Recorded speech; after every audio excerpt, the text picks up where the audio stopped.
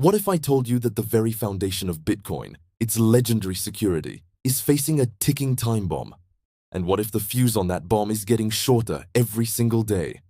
Imagine for a moment that Satoshi Nakamoto, the mysterious creator of Bitcoin, is still out there.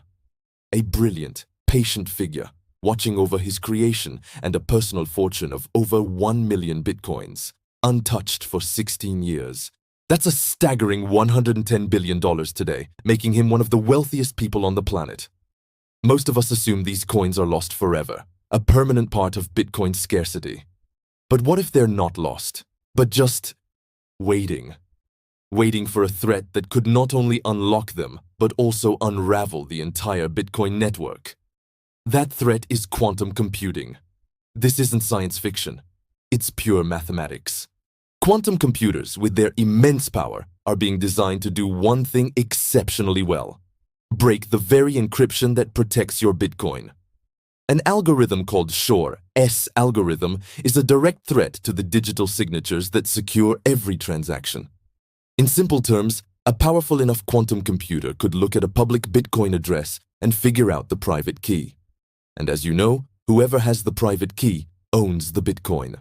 It's not just Satoshi's massive fortune at risk. Around 30% of all Bitcoin in circulation, that's about 6.6 million BTC, is currently sitting in addresses vulnerable to this kind of attack.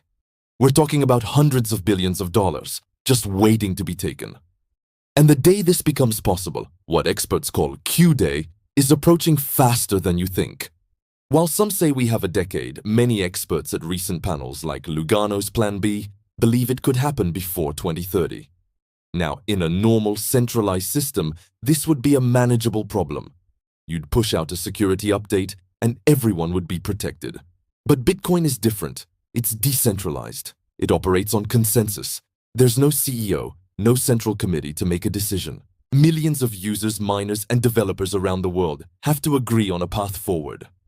Remember the block size wars? That debate split the community and created Bitcoin Cash. Even smaller disagreements have caused deep divisions. Reaching a consensus on something as massive as a quantum-resistant upgrade could take years. First, we have to agree there's a problem. Then, solutions must be designed, debated, and rigorously tested. This all takes time, brain power, and money. And let's be honest, it's tough to get people to invest in preventing a disaster that hasn't happened yet. As security expert Jameson Lopp points out, the return on investment isn't new wealth, but the protection of existing wealth.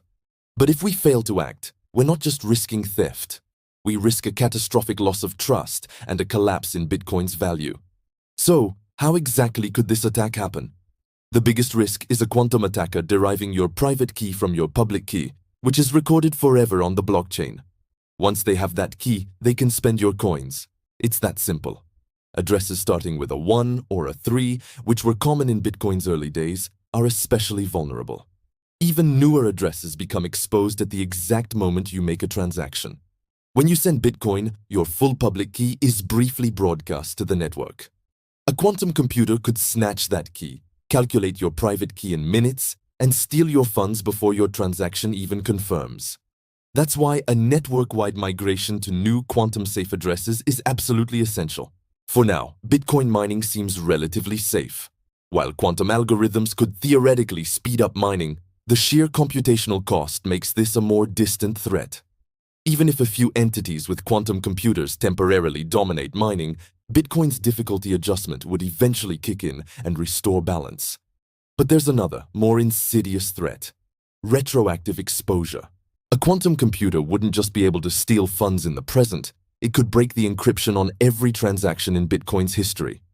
The pseudonymity that Bitcoin offers would vanish. Every transaction, from the very first blocks in 2010, could be de-anonymized.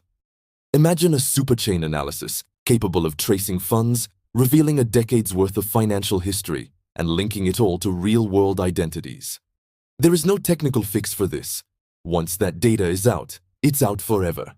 The scale of this challenge is immense. It's not just a software patch. It demands a complete overhaul of the entire ecosystem. Wallets, exchanges, Layer 2 solutions like the Lightning Network.